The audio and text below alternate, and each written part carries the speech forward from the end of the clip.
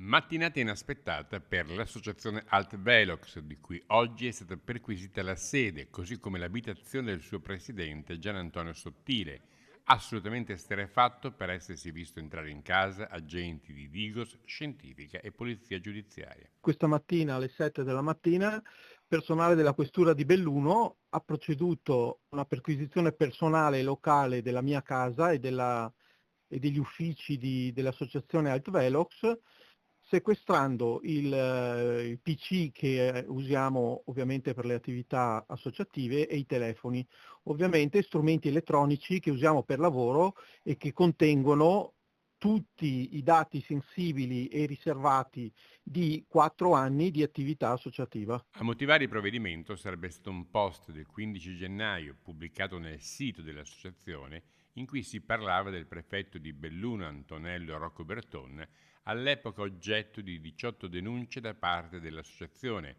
oggi arrivate ad essere 25. È stata o non è stata commessa una diffamazione?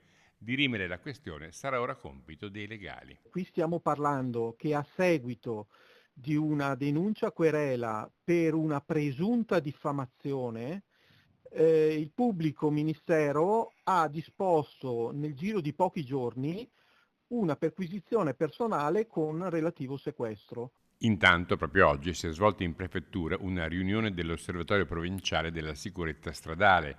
Il comandante della Polizia Stradale ha illustrato l'esito degli accertamenti effettuati alla luce delle disposizioni introdotte con decreto del MIT e pubblicate in Gazzetta Ufficiale il 28 maggio 2024. Nel mese di aprile è prevista una nuova convocazione dell'Osservatorio per un riscontro definitivo dei dati.